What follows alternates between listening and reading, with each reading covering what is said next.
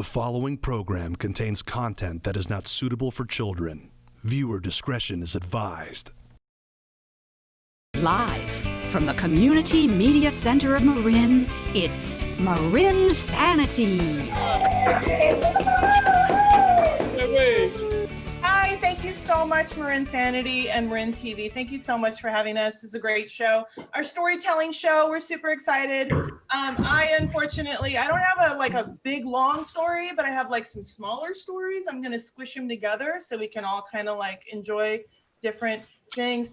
I'm going to tell you a little bit about who I am. First of all, I do not want any kids. I don't know about you guys, but I don't want them. I don't want them. And here's the thing. I know everyone always wants to convince me to have some, but here's the thing. I'm shitty to kids. I'm shitty to kids. That's the problem. Okay. And okay, I'm just going to give you some recent examples. Okay. My one friend, her little girl, I felt like she needed to know that Santa Claus wasn't real. Okay, listen. She's 9, okay? By the time I was 9, I'd already seen The Shining. You know what I'm saying? I went home, I threw my big wheel in the trash. I was like, fuck that. I'm not gonna see those twins. You know what I'm saying? So here's what happened. Okay, here's what happened. So I didn't tell her that Santa wasn't real. What I told her was that a couple of years ago, Santa got really old and died. And because then the illusion is still there, like the magic is still there, you know what I mean? But I just felt like she needed to know what was happening. And I don't know, those mall Santas, that's an effigy, you know what I mean? That's not. And then here's another example, and this is my nephew. What happened was, and I wasn't as bad. I mean, he's older, so he could take it. He's 10. And what happened was he was whining because it was his brother's turn to play the video game. And he actually started crying. There were like tears running down his face. And I was like, dude, this is the first of a lifetime of disappointment. And you know, like I felt like he needed to know. And I was like, and then here's the thing, like I decided that it would be a good idea to list them. I mean, I realized he'd already stopped crying, so I probably didn't need to, but I went ahead and I was like, okay, first of all, your first love, dude, your first love. I don't know if you know this, all adults know this, but your first love, he will break your heart, you know? And now that I think about it, I probably shouldn't use their pronoun because like he doesn't know he's gay yet. But but I mean, like I got $5 on that, you know what I'm saying? So he's gonna find out eventually, or I'm gonna have to tell him. But the point is that I shouldn't have kids. So that's not really a story. I just wanted to let you guys know. Let's see. I'm half Mexican, or I used to be half Mexican. You guys know about that? I used to be half Mexican. I don't know. Nobody. This is what happened. I took one of those ancestry.com tests, and I found out that I am from like all the white places in the whole world, and the really dark Mexican guy that I thought was my father, yeah, he is not related to me, you guys. No, he's not. I totally know how Jesus felt. You know what I'm saying? It's just like, but I can prove my dad exists. And it's so stupid because this whole time I thought I was Mexican. So I was like, oh, my rhythm, because I'm Mexican. Like it was I'm rolling my R's for nothing, you know? Like all that extra effort, it was stupid.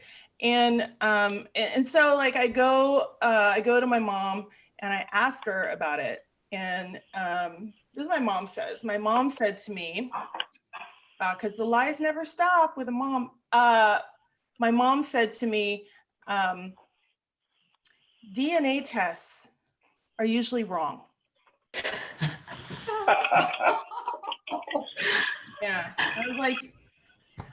like you should tell the police about that. You know, I'm like, you need to tell them. And I don't know, guys. Trying to think of anything else I can tell. Oh, I'm a vegetarian.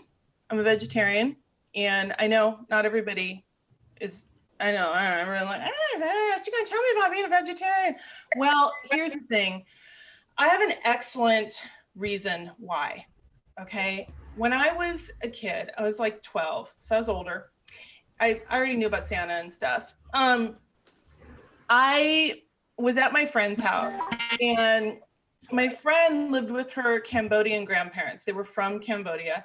And we were eating, and I was eating this big old bowl of chicken soup. It was delicious. And I'm eating, and very slowly, this full chicken head just rose to the top of the soup and kind of like looked at me, you know? And like in my head, I could hear it being like, where's my body? You know, something. Yeah, right. And I was freaking out. It turned into that scene in Jurassic Park where she's got like the Jello spoon, you know. I was just shaking. And then Grandpa Sam, he's so sweet. He comes over and he's like, oh no, it's okay. And he goes like this, and he took his two fingers and he pushed the chicken head back into the soup. Oh. And he said, shh, you sleep now. Oh. And yeah. And then he goes, no, good. You eat. And here's the thing. I wasn't freaked out as much because he just put his fingers in my soup. That was not the main thing that I was freaked out about. The thing that I was the most freaked out about was the fact that I am like 100% sure that chicken like winked at me before it went down, you know? So so those are my stories. I stringed them all together. And I'm beginning a wonderful storytelling show, which I'm very excited about, you guys. I am going to actually bring up our next storyteller. Are you guys excited? Yes. Yeah. Right on. I like that excitement, Mary. Yeah. All right. So our next storyteller comedian, he plays all over the Bay Area. He also won second place in last year's Story Slam Oakland Storytelling Tournament of Champions. Please, everybody, give a warm welcome to Eric Summers. Hey, Thank you. Yay. Thank you. I deserve more, but that's fine. So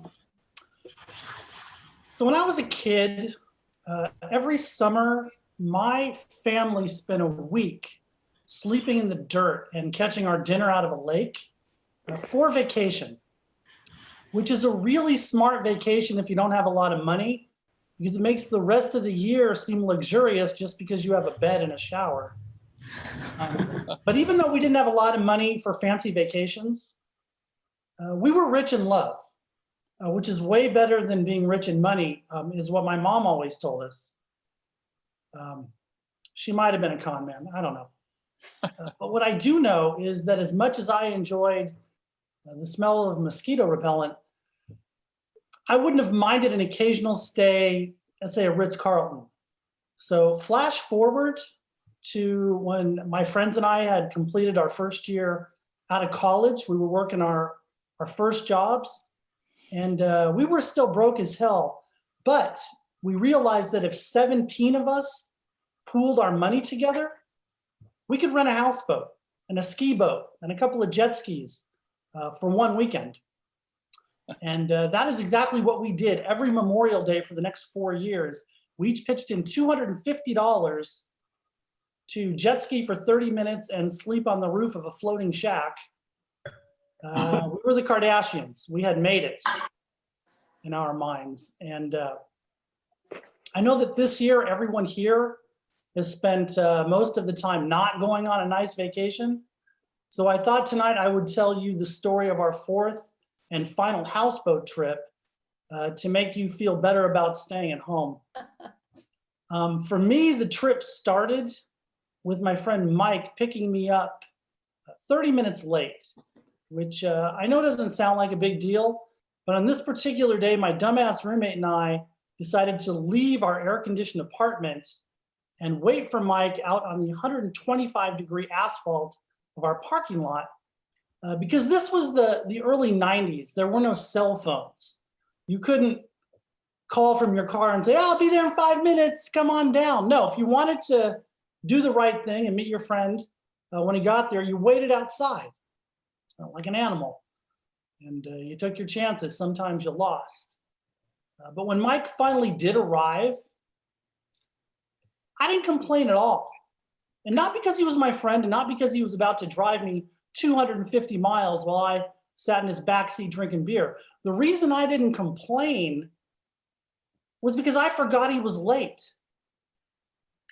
I was in shock because for the first time in the history of this trip, Mike was towing his sailboat, which is shocking because Mike's sailboat wasn't for sailing.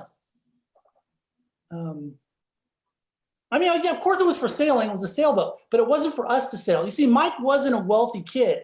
He had purchased this sailboat to restore it and flip it and make some money.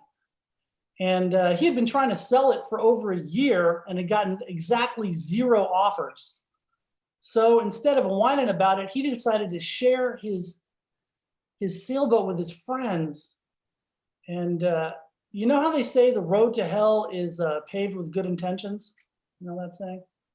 We were about to tow a sailboat down that road. You guys know what a mast is? Everybody know what a mast is? It's the stick on a sailboat that holds the sail.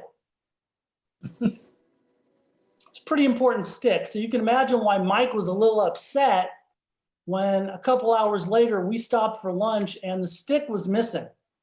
We had lost the stick. And then it's like, goodbye mast, hello crazy. Because we had just traveled 100 miles over an 8-lane freeway on the Friday of Memorial Day weekend. There were tens of thousands of other people making this trip. And Mike's first instinct was to call some friends and ask them, hey, you guys haven't left yet. Would you mind, as you're driving at 80 miles an hour, keeping your eye out for a stick in the road?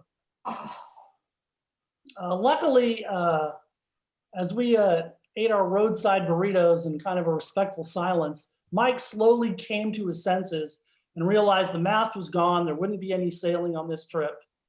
And I contend that he put the fact that he even brought his boat completely out of his mind, which wasn't good. But before I can tell you why it wasn't good, I have to explain the seating. There were 5 of us in the car. Mike was driving. My friend Shan was real on legs. He was riding shotgun. His girlfriend was sitting behind him. And my friend John. His ex-wife ratted him out. Friend John was riding behind Mike. That left me in the seat of honor, back seat in the middle on the hump. We used to call that riding bitch. It didn't bother me though. I was kind of a beta back then, not the badass I am now.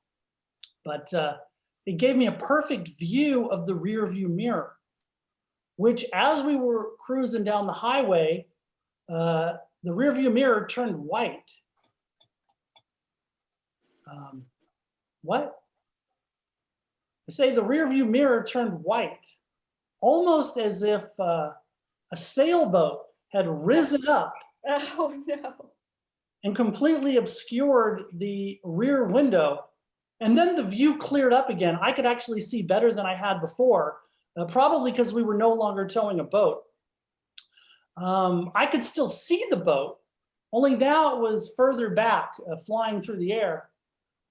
And like any beta, in that moment, I reacted by shrieking, "Boat!" which startled the other people in the car because they hadn't seen anything yet.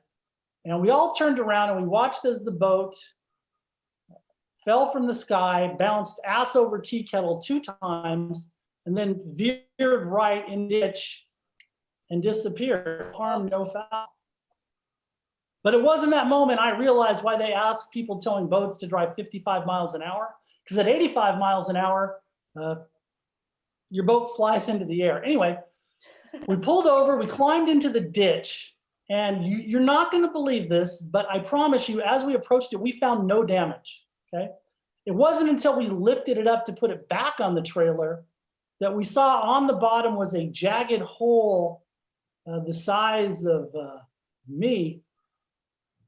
And I didn't know shit about boats, but I was pretty sure this was beyond the help of Flex Seal. And Flex Seal hadn't even been invented yet. So I turned to Mike. I said, Mike, I think what we need to do is set this boat back down and get on with our lives, which was, I realize now, is kind of insensitive to Mike and also not real flattering about my overly relaxed sense of littering. I wasn't bothered by that thought, but Mike knew the law. Apparently you're not allowed to abandon a vehicle next to a highway, regardless of how badly you have fucked up this vehicle. So we picked up this pile of firewood, we took it back to the trailer, we drove 55 miles an hour the rest of the way to the lake. Was there an upside? Yeah, there was an upside. Mike no longer cared about losing the mast. And we all had a good time on the trip, believe it or not, probably because the saga of the sailboat was behind us. But was it though? Because we still had to drive home, right? And if you've ever driven home on the Monday of Memorial Day weekend from anywhere, you know that that is a nasty drive. You know, traffic, it's brutal. So we had a tradition. We didn't leave the lake until 6 p.m. So we could drive a lot faster than those imbeciles who left at a decent hour. But as I've already hinted at, speed really isn't your friend when you're hauling even what's left of a boat. Nothing flew off the trailer on the way home. You don't need to worry about that. Mike tied down the boat so tight that there was actually more rope than boat. But it was on the drive home that we realized Mike's trailer wasn't really top of the line.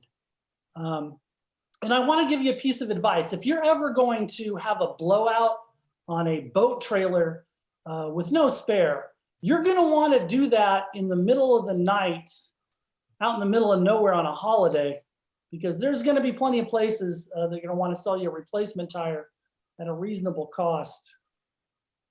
Either that or you're going to have to drive 45 minutes to find a Texaco station that will sell you a used $40 tire for $100. Either way, it'll be the perfect capper to a perfect trip, almost. You're probably wondering, hey, Eric, when you were 20 minutes from home, did the check engine light go on? Yes, it did. But at this point, Mike no longer gave two shits, and he just kind of in a defeated voice said, I'll get that checked out tomorrow. Don't worry about that. And he dropped us off at our apartment. And when we went in, our answering machine light was flashing.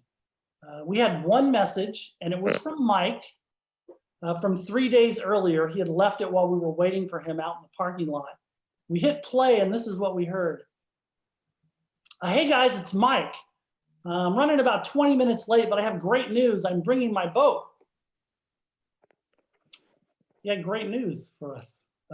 We didn't see Mike for a couple of weeks, but when we did, he filled us in on the final insult to his injury. Turned out that when he got home that night, Mike had 2 messages on his machine, and they were both from people who had seen his ad and wanted to buy his boat. Oh. All right, that's a 2020 story, even though it happened in 1991. Thank you. Thank you. Clappity clap.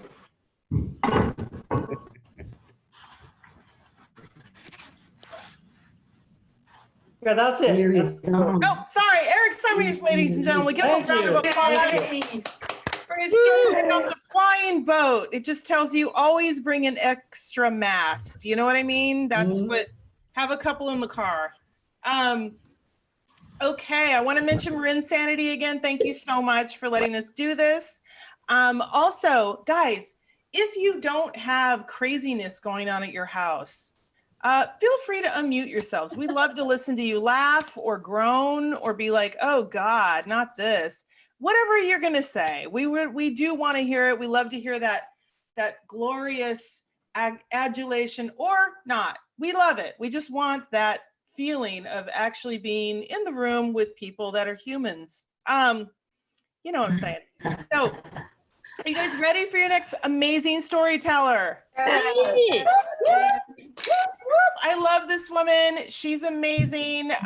She is the owner of Mutiny Radio and a huge fan of comedy and one of my favorite people. Please give it up for Pam Benjamin. Yeah, perfect. Yay! Yay! Ooh, do I have to look at myself? Gross. Can't I look at all of you? Oh, God. That's what I look like. Okay, good. Now I can see all the beautiful smiling faces. Can we all hear me? Are we good? Can we hear me? We can't hear me. No, people are shaking their heads. No, they cannot hear me. Yes, they can. No, they can't. It's very. It's a little distorted. It's a choppy. It's distorted. Oh, I know. It's because I'm on my Chromebook. I'm a poor person. I try to talk slowly. I live in the Tenderloin. You see, that's why my technology is crappy. Yeah, just like the streets of the Tenderloin. I play this game with small children. I hold their hands. I used to be a nanny. You see a pile on the ground and go, man or beast, man or beast. It's up against a wall. It's always man. It's crazy how I learned that from a 4-year-old. They understand the physics. It's amazing. I do live in the Tenderloin. I get catcalled a lot. I wore a cute outfit for you guys today, and you can't even, I'm gonna try to get out of it there. You can't even see me. Like, ooh, look at my cute outfit. La, la, la, la, la. I have a cute outfit. And you can't even see all the, I live in the Tenderloin, and I often get catcalled or cat complimented. And the gentleman said, girl.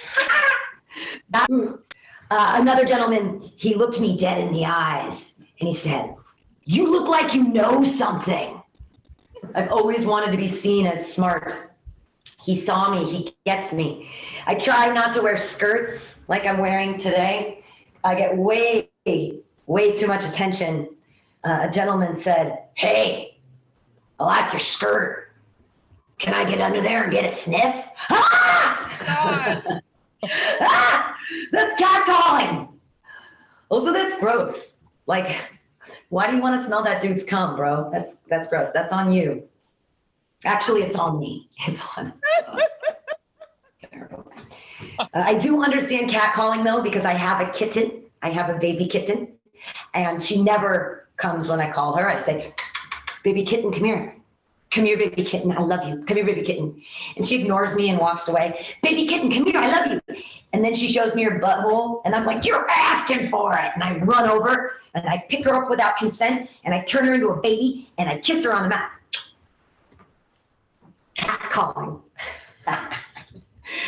My Tenderloin stories. I love to smoke weed. Who loves to smoke weed? Who are my weed smokers? Yeah. You ever smoke so much weed you forget how your own shower works? It's just me. That's crazy. My story actually is about the time that weed saved my life. This actually happened in the Tenderloin. I wanted to start a website called weedsavemylife.com, but I haven't, but it literally did. So I got mugged in the Tenderloin, but it was my fault, okay? I'm not victim blaming, but I was stupid. I left a bar at 2 a.m. and I had like $2.50 because I just bought a big quarter of weed, like a nice, fresh, big sack, and I was stoked. So I was at the bar, hanging out, closed down the bar. I've got $2.50. So I, across the street from my Tenderloin house, I can get a piece of pizza at the Tenderloin across the street from my house. And I'm super excited, and I know they close at 3, Milan. So I have to walk, and I'm like, oh, I don't know if I'm gonna make it in time. So I start jigging and jogging through the Tenderloin at like 2:30 in the morning. I'm just jigging and jogging. And I'm at Hyde between Eddie and Ellis. And this guy comes up to me and he says, give me what you got. And I'm like, I'm wearing a cheerleading jacket. Like, what are you talking about?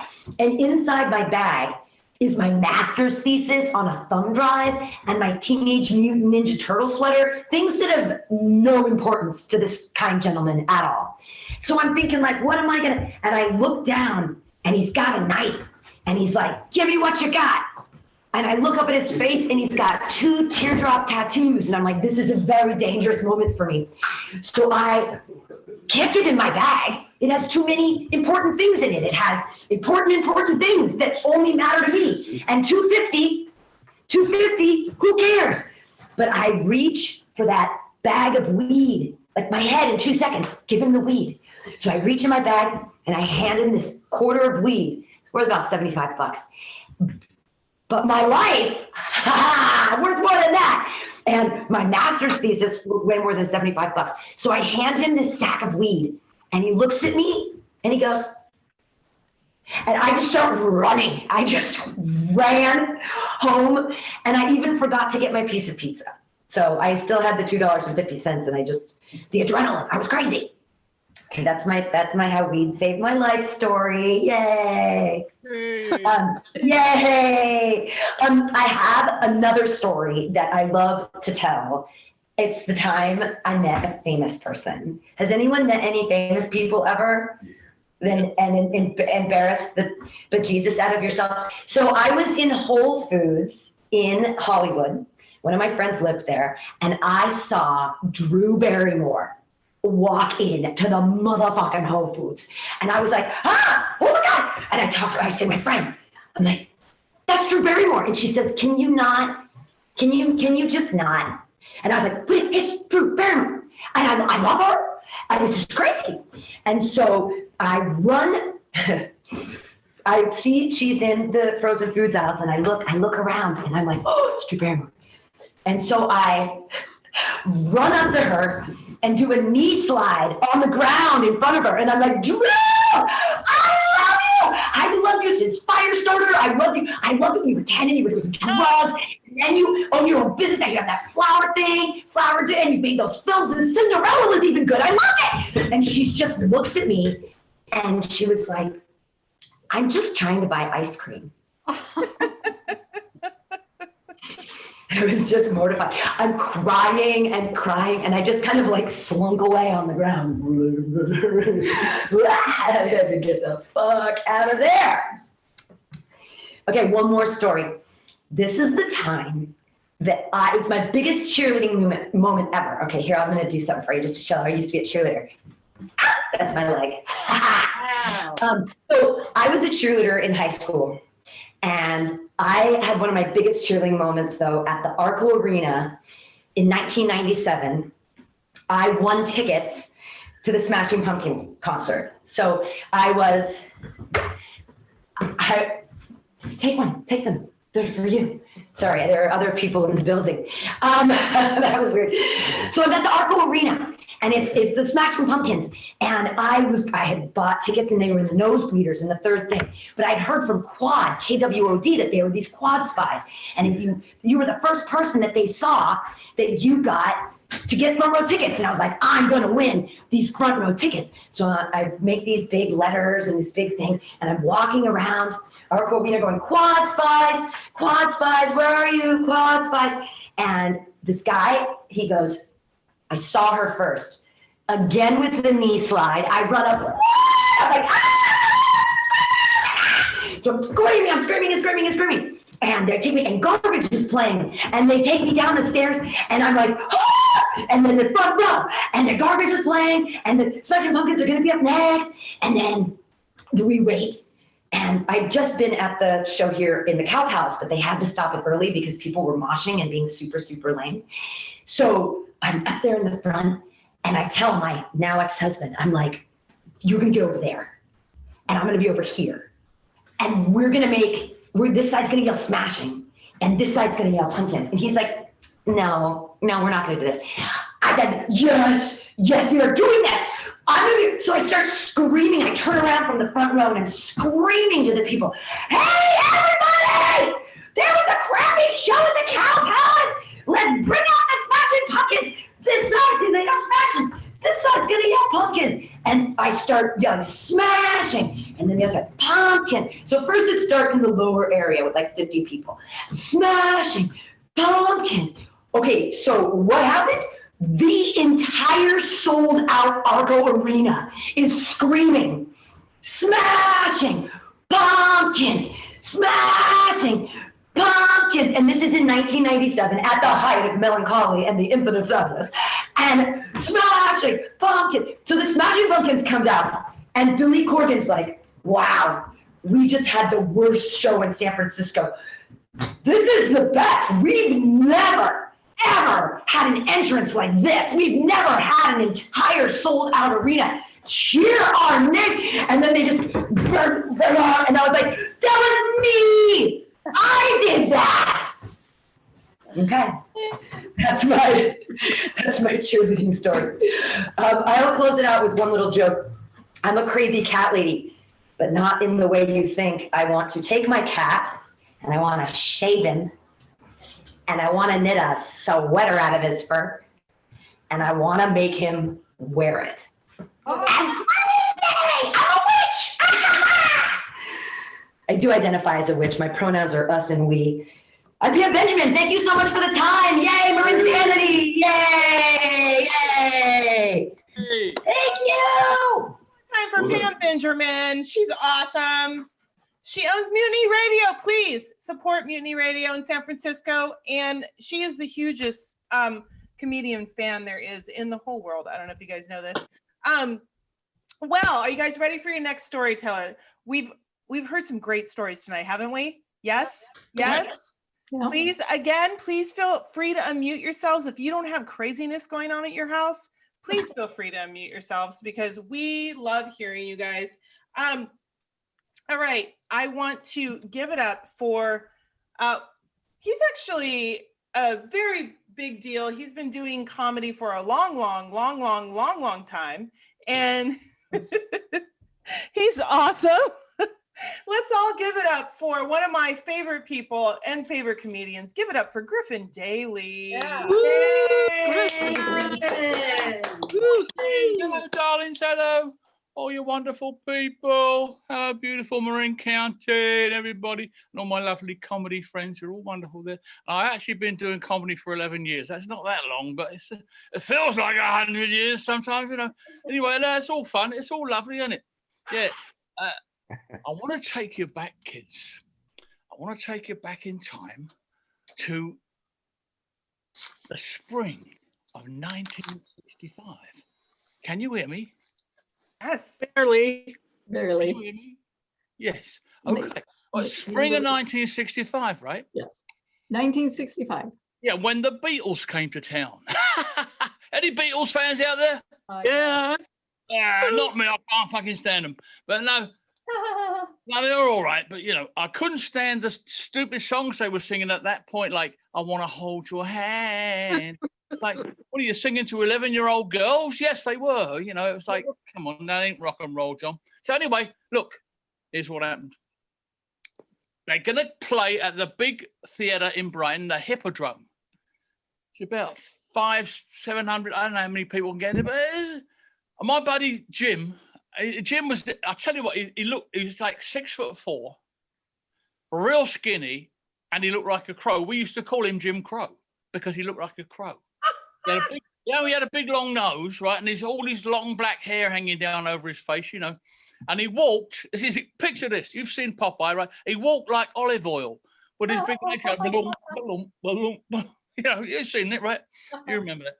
Anyway, so he says, Griff, let's go see the Beatles on Saturday night. I said, no, I don't want to see them. I said, anyway, you won't be able to hear them, Jim. But it'd be like the place would be full of like teeny boppers, and they're all screaming all the way. You can't hear all the way through the show. You can't hear a thing.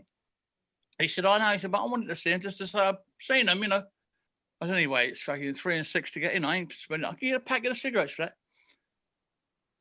He said, I'll tell you what. He said, let's bunk in the back door, which is a common practice for teenage boys, you know. I said, all right, we'll give it a shot. And he had this little gadget he called the Digit.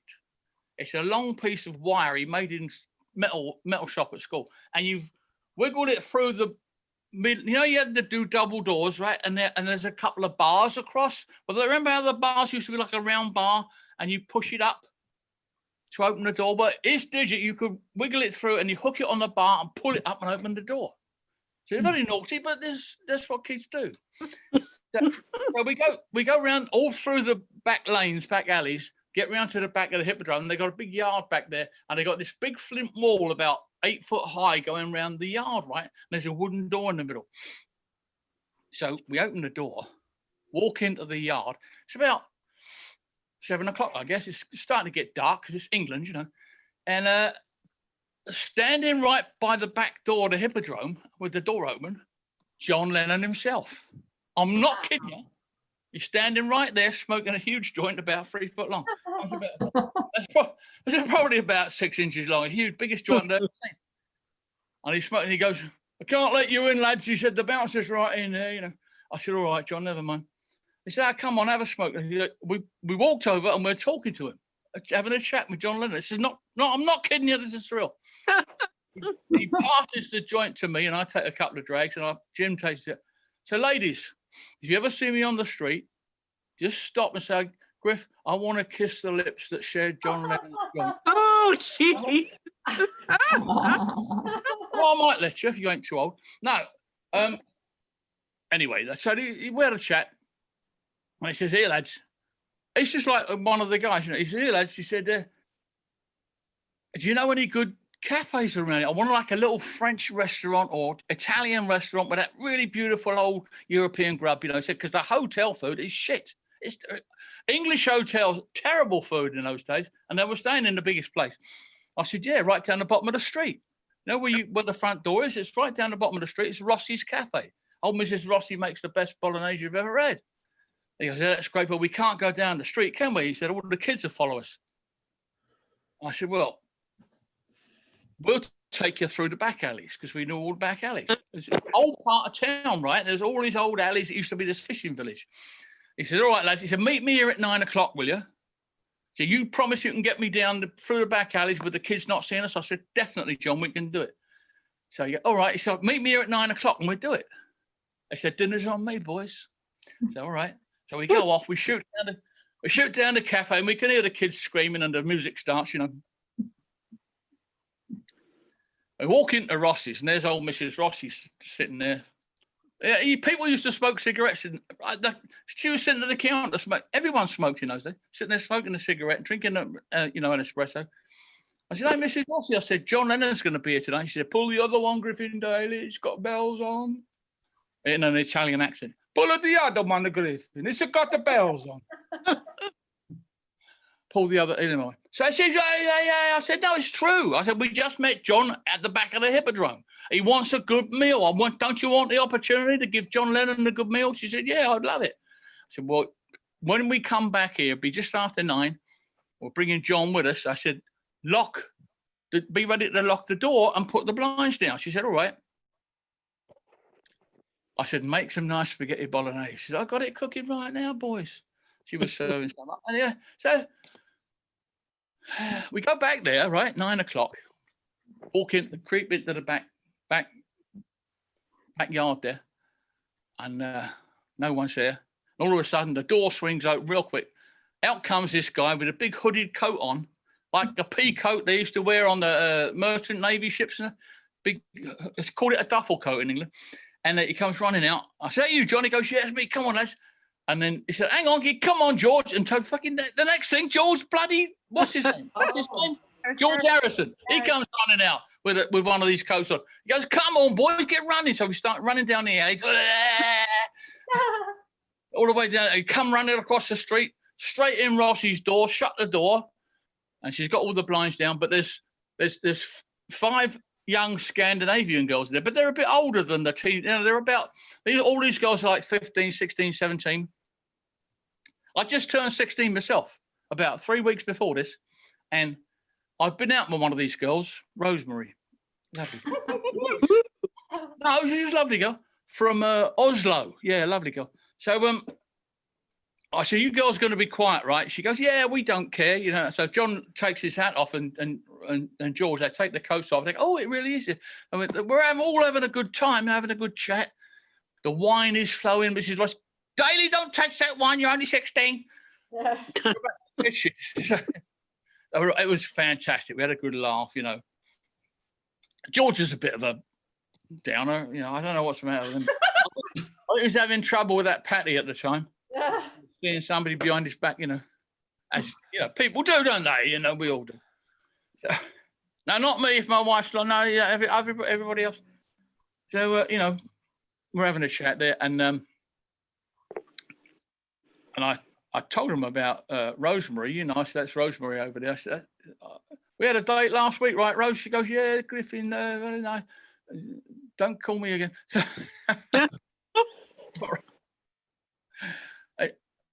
Old George leans over. He goes, "Hey Griffin, do you think one of them Swedish girls might come back to my hotel with me?" I said, I don't know about the Swedes, George, but that Norwegian would." Oh no! I did. I said it. I know. It was. That's all right. Got some reaction out of you bastards. That's what I wanted. No, it was fun. You naughty boy. Mrs. Ross is taking pictures, right? She got. And some old people there. Some of you like. But she had this little brownie camera. Remember brownies, Kodak brownies, little plastic camera about that big. Used to take these tiny little pictures. They came out like about 4 inches square or something, if I remember rightly.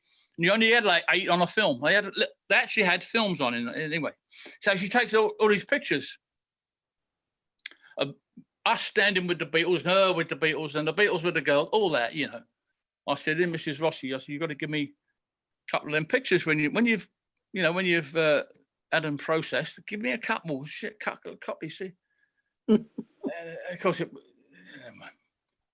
couldn't get them signed because they were right about 11 o'clock. This taxi shows up and John and George just whooshed off into the night. Zoom. They were gone, and you know, a couple of weeks later, it was. I think I was walking down the street with someone else, and they go, "Oh look, Rossi's is closed." I said, "Oh yeah," and they had this big notice on closed, gone back to Italy, retired. I never even got my bloody photos. Oh. No, they never told me. They just like zoomed off out of it, you know. Back to bloody where was it? Somewhere in the southern Italy, somewhere, I don't know. But they were nice people. They were great. Life was great fun back in the 60s. You see? No, it was. If you're under 50, you don't know. That was good fun. We used to smoke these cigarettes called Russian black Sobranis.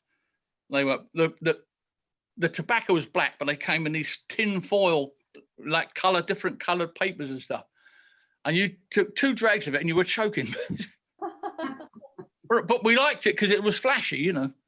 Anyway, it was fun. No, it was good fun. So that's my story about the Beatles. I've met lots of. I met that Drew Barrymore, like she was talking about. Pam was talking about.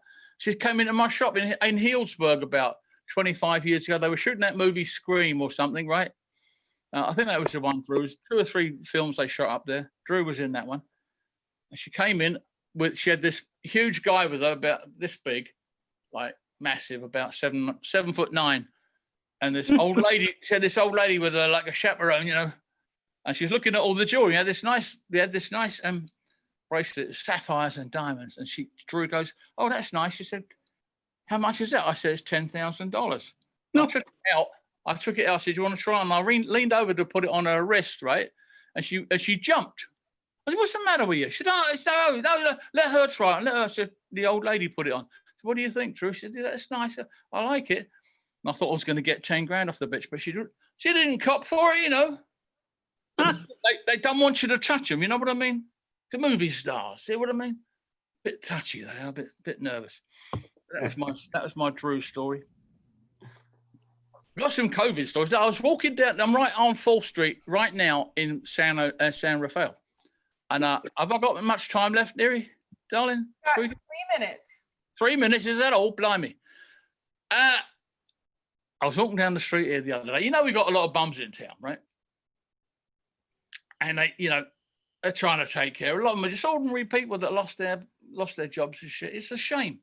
But I'm not giving them my money because I haven't got enough for myself and I'm an old man. I need every penny. So this guy right over there, I'm walking, he steps out, pushes down, he goes, "Give me a quarter, mister." I said, "See, that's why you're such a loser, man." He said, "What?"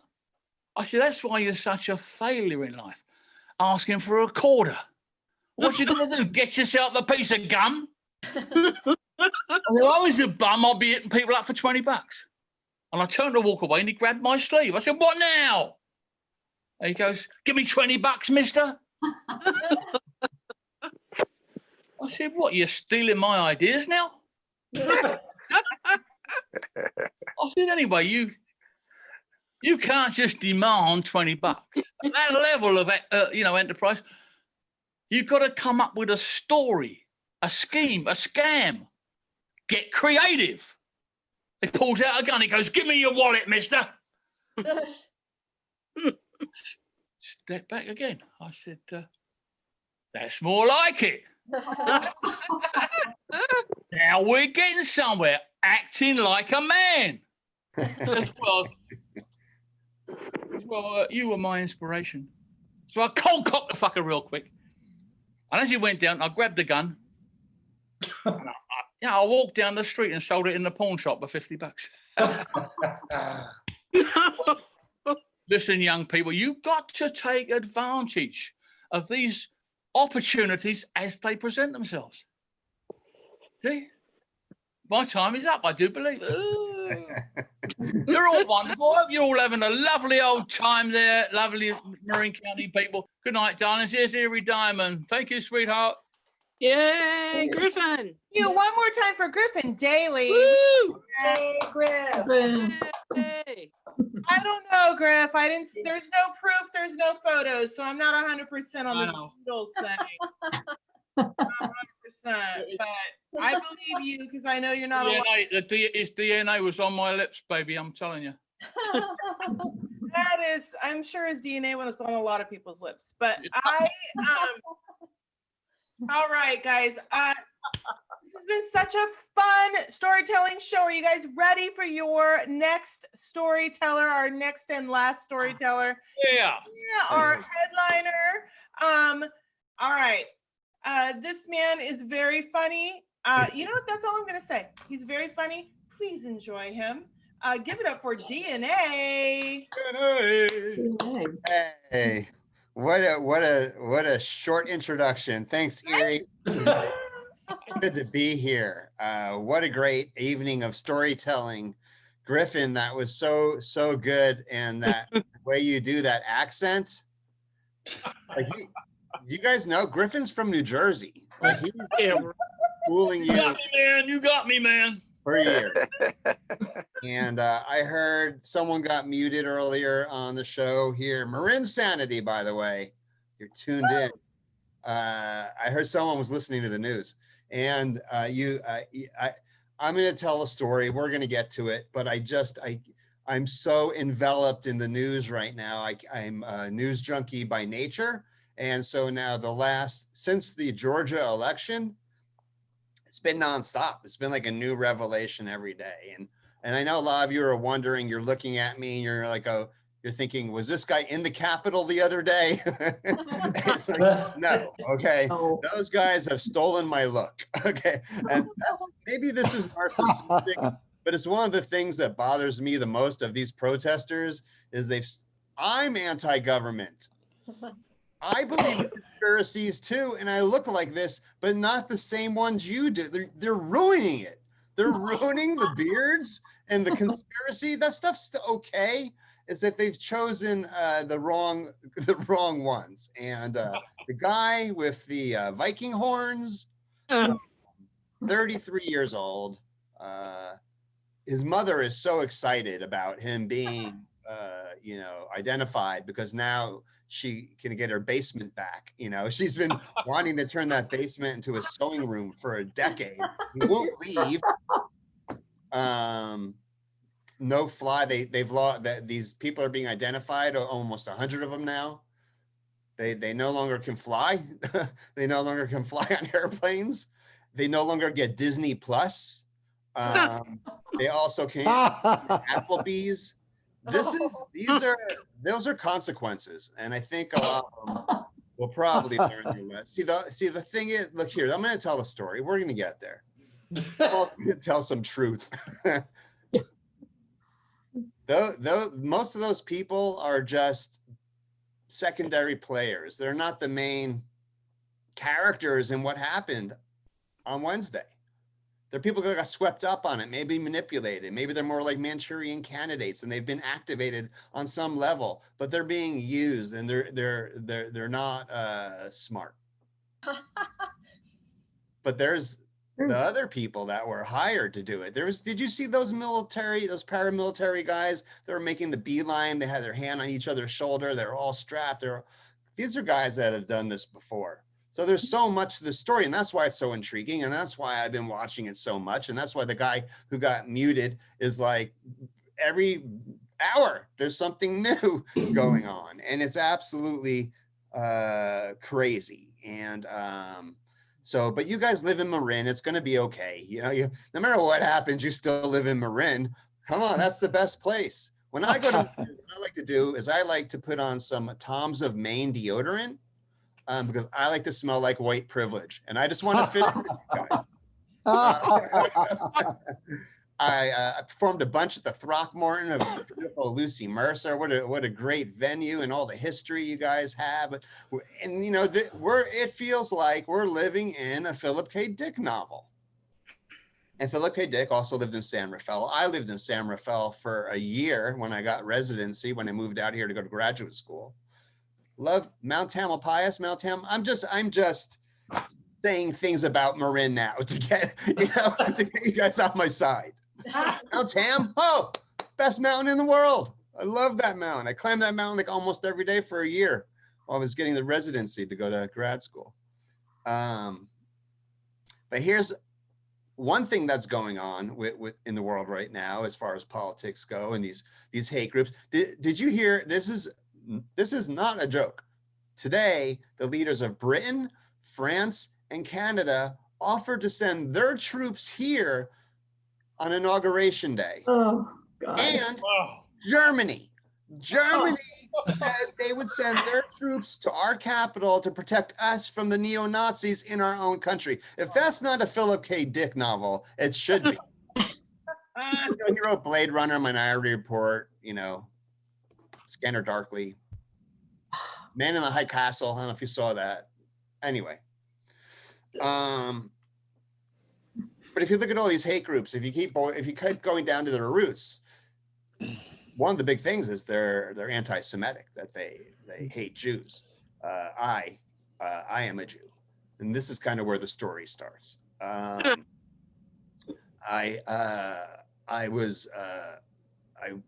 got put through an Orthodox school. Now I was the only one in the family. Out of 4 kids, I was the only one. My parents, only I went to an Orthodox Hebrew school because my dad got a deal on it, which is the only way you can become an Orthodox Jew. There has to be a discount involved. The temple was in Newark, New Jersey, and Newark, New Jersey was on fire during the riots of 65. They had to move it to the next town over. My dad was a real estate guy, got to move there, put me in Orthodox Hebrew school. 8 years old, 1970s. I don't know, if anyone younger is watching, 1970s, no cable, no internet. I mean, I never saw any extreme images. I mean, it wasn't that it was in an insulated reality. It was just, that's what reality was. You didn't get a lot of information. And so I was in this new environment in Hebrew school, you know, and I also have audio processing disorder. And so I know this is a lot of information up front, but it's like dyslexia, but it's like dyslexia enhanced, has all these cool features. Like if we're out in public and you're talking to me, but there's ambient background music, music, or, you know, like a concert or a coffee shop or anywhere, I can't hear what you're saying. It's awesome. Anyway, so I had that 8 years old, and they didn't know what it was back then because child psychology was like, you know, nascent. And so I had to learn Hebrew. And so, you know, my teacher, Mrs. Turk, she actually was a Holocaust survivor, had a tattoo on her arm, and she taught me how to read and write Hebrew. Now, this is the way that she did it, and it was really brilliant. We would take the Hebrew letters and we'd write them on a big card, you know, pretty big, and then we drizzle the letter in honey, and then you lick the letter off of the card, and it's like a muscle memory. And that helped me so much later in life. I mean, it was like tongue fu, you know what I mean? Like I worked with the vagina monologues for a summer. I worked in backstage. I was the fluffer. I'm just saying, Mrs. Turk really helped me out.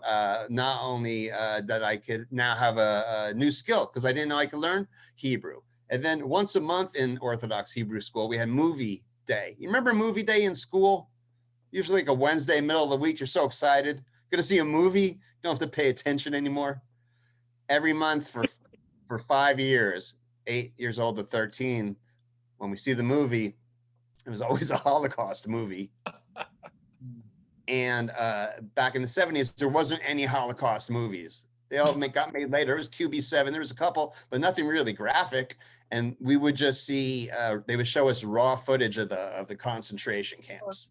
That's what we would see once a month. And then the rabbi, he would run in and he'd be like, it can happen again. And then he'd run out of the room. And that was like the message. I never believed it until Wednesday. You know, I'm like, oh man, you know, he was right. The Nazis are still in full form. You know, there's one thing about like Hebrew, there's one thing about Judaism in particular that I am not totally on board with. And I don't know how you feel about it, Marin, but I'm really against circumcision. I think it's wrong. I think it's brutality against baby boys. Like if they were gently mutilating baby girls in this country every day, like people would be in an outrage, you know, Oprah would come back and do a whole TV show about it and raise awareness, but it's not just baby boys. And I think it causes like psychic trauma. Like a lot of people go, why are guys so angry? Well, maybe if you didn't cut our dicks when we were babies, maybe that, just spitballing ideas, guys. This is just what I think that, you know, might be kind of the cause behind it. You know, who's the Lorax, you know, for the little Joes, the Jacks and the Jerrys, you know, I'm that guy. And so I started kind of like researching it, and it's like, we don't, you know, yeah, sure, whatever, 2,000 years ago, you know, you live in a desert, there's no access to water, hygiene isn't at a premium, you know, I don't know, maybe they had some benefit back then, you know, but like now, you know, it's the modern age. I mean, we have water picks, you can clean that thing. You don't need to cut the skin off. It's ridiculous. Why do they do it? If it's so barbaric, why do the hospitals why do they do it? Here's why, you know, the hospitals collect them and then sell them because they're worth a lot of money. The foreskins, they're worth a ton of money. And they're sort of small, you know, you have 1 skin, 2 skin, 3 skin. Soon you're a 4-skin illionaire. You know, who do they sell them to? Who do the hospitals sell them to? Do they sell them to Trader Joe's and season them as vegan Bako bits? No. They sell them to pharmaceutical companies that use them in women's moisturizer products for your faces, ladies. Did you know that the high end, up to 40% of the best women's moisturizer products for your faces contain foreskin in them? They're called fibroblasts.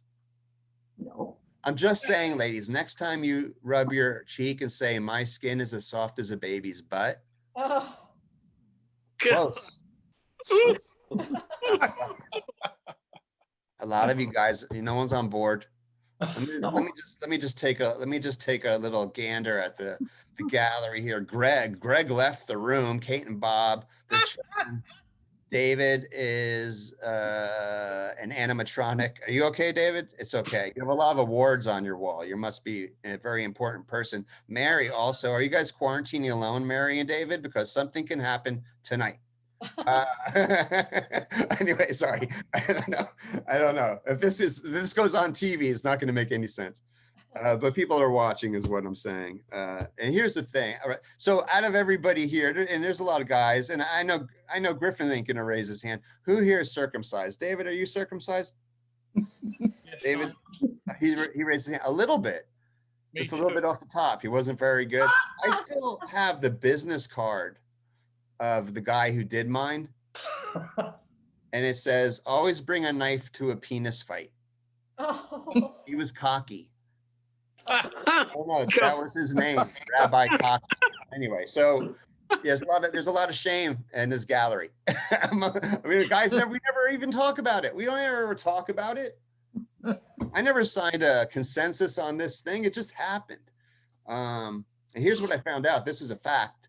Now this is a Snapple cap fact. So I don't know. That's where I got it from. I don't know if you've ever enjoyed 36 grams of sugar in a Snapple, but under the caps, there's facts.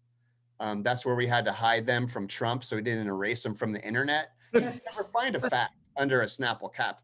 He drinks Diet Pepsi.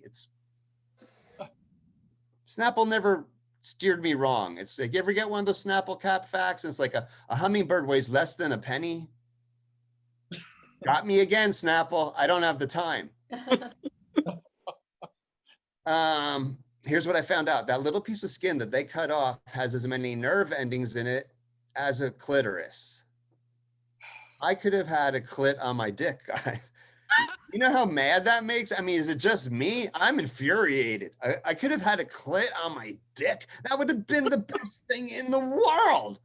You're not circumcised, are you? No comment. Okay, keep moving. If I had a clit on my dick, I wouldn't be anxious. I wouldn't be neurotic. I wouldn't be I would be an astronaut. A clit on my dick. I mean, you can't go back. Scotch tape doesn't work. Here's what I'm saying, guys. It's just the craziest of times, and things that we thought, would never happen in our country are happening. Every day I read the news. It's like, oh my God, hi, Erie, am I done? No, you got 1 minute, man. I got 1 minute. Okay, I saw you all of a sudden. Get your 1 minute. Yeah.